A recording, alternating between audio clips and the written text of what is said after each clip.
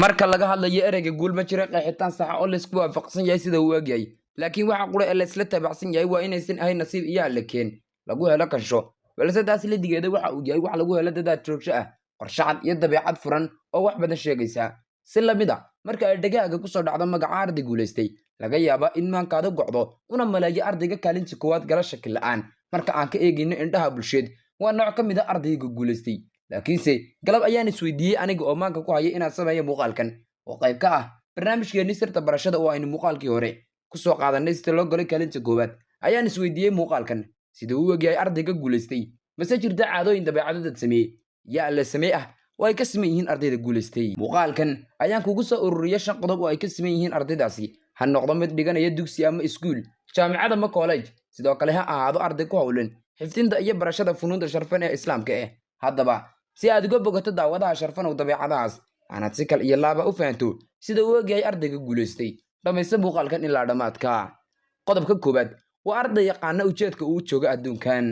ardayga guuleystay ee aan maanta ka hadlayno ma aha kaliya mid buugta xafida imtixaanka hela ama hadal qurux badan leh wuxuu yahay qof qalbigiisa alle ku xidha wuxuu ogaaday in noloshu tahay safar imtixaan ah uu guushiisu ku xidhan tahay cidda uu ku tiirsan yahay wuxuu doorbiday inuu ku tiirsanaado midka wax walba gacantiisa ku haya ee eebe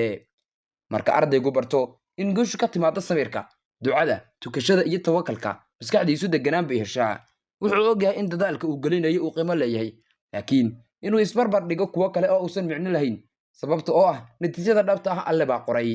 qodobka labaad maareynta waqtigu waa hantida ugu qaalisan ee ardaygu leeyahay ardayga guuleysta ma seexda inta badan waqtiga kuma lubiyo waqtigiisa kashada uu aab u manaystay daawashada Manchester United iyo Liverpool wuxuu leeyahay jadwal cad maalintiisuna waa mid leh himilo iyo hawlgal wuxuu ogyahay goorta la seexdo goorta la akhriyo iyo goorta la nasanayo hal eray baan ku tilmaami karaa oo ah isu dheelitirnaan ama inuu yahay qof isku dheelitiran qodobka saddexaad fahanka iyo xalinta dhibaatooyinka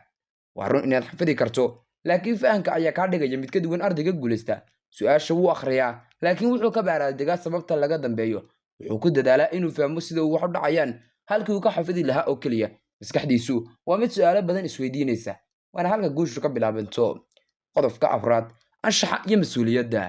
ma jiro guul anshax la'aan ku timaada ardayga guuleysta waa mid feejigan waqtigiisa ilaaliya ma helo uu sabab cashar uga maqnaado mana dayaco shaqada guriga wuxuu garanayaa in mustaqbalkiisu uu gacantiisa ku jiro dabeecadiisuna aad bay u matashaa himiladiisa qodobka shanaad isgaadhsiinta iyo la shaqaynta dadka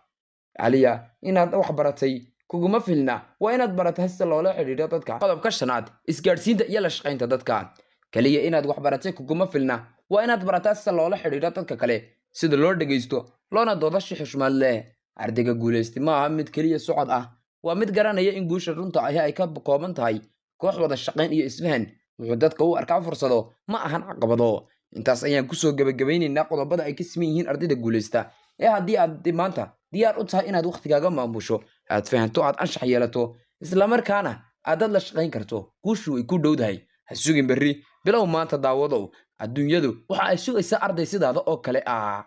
haddii aad ka mid tahay ardayda leh ama aad tahay qof ardaya oo ku sifoobay qodobadan waan ku hambaleynayaa runtii haddii aad ka heshay qodobadan sare la wadaag asxaabtaada subscribe dheh kanaalkayna hoosna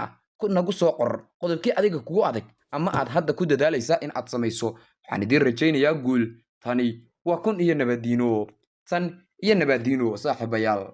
subscribe like and share